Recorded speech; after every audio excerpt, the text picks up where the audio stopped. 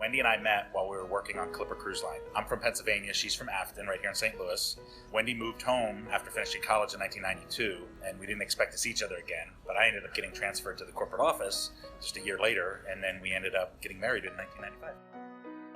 Prior to the restaurant, I really didn't have any experience in the industry, but Paul has a degree in hospitality, hotel management, and I have a degree in marketing. So at one point in our lives, we both found ourselves unemployed, and I've always told Paul that I think that we should own a restaurant. We kind of feel like now's the time to do it. So we discovered the 1111 location in early February of 2003. The former shoe factory was just really a shell of the building that once existed. And we ended up doing a lot of the work ourselves.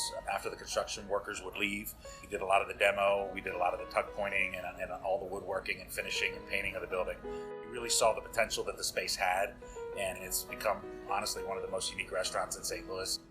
We had a few setbacks, but the construction moved along really fast. We ended up opening the doors on December of 2003. It was an awesome night. It was actually snowing outside. It was sort of this magical evening. And we were busy really right off the bat. And from that point on, we would do up to 500 people on a Friday, Saturday night. We were so successful in the beginning that we actually paid off our business loan within the first year. And we were constantly getting phone calls wanting to do large parties. And unfortunately, the space is not conducive to large parties. So in 2005, we started construction with the Vindeset building. We started the renovation, and it was an old building built back in 1876. And I think we kind of had blinders on. It's like, well, we renovated 1111 in 3 months. Why can't we take on that huge building? It was a little bit more than what we had expected, but we got through it and we persevered. And in April of 2006, Mulan hosted its first event. And then following right after that, in June, we opened up the doors to Vindeset. We honestly just kept going with that building. We continued to grow. We opened up 2 event centers. We've got 2 restaurants in the building, Vindeset, PW Pizza. Then we opened up 21st Street Brewers Bar in the basement. And then we purchased the building next to us, which we turned into the Jefferson Ballroom. And that building just grew over time. It's not like we just jumped in and started with every aspect of it. Originally we rented out space on the first floor, and then over time, if a tenant moved out, then we figure out what does the neighborhood need, what fits into the space. So, it definitely morphed itself over the 10 years. Currently, we employ about 160 team members and become a multi-million-dollar restaurant group. And it all started out with just a giant leap of faith to pursue our dream and our passion that we both have about hospitality and making our guests feel special. I think that the success of our restaurants has a lot to do with our passion. We both love food and we love cooking. As we continue to grow, that's where I really think our team members come into place. And they definitely are a family to us, and we treat them with respect, and therefore they do that to our guests. So when we opened 1111, locating it in Lafayette Square was definitely a risk.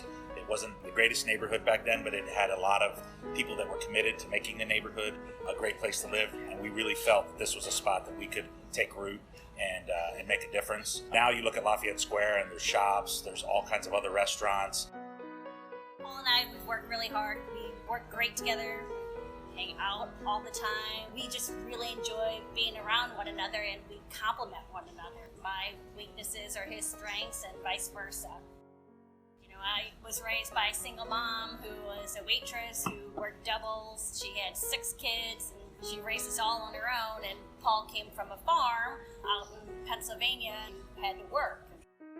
Even in times where when we went to do this, people said, "You're crazy. There's no way that's going to work." And once I made the decision, or we made the decision really to do it, we said, well, no, we're going to make it work no matter what it takes. And I'll work as hard as I have to work to make it happen. My advice to anyone, especially a young person who's in a situation where they feel like they can't be successful, or they're just looking so far down the road to say, I don't know how I'm ever going to make it through this, would be to have the faith that if you work hard, you're honest, do unto others as you want done unto you, and be reliable as an employee. You can do anything you want to do, you just have to put your mind to it.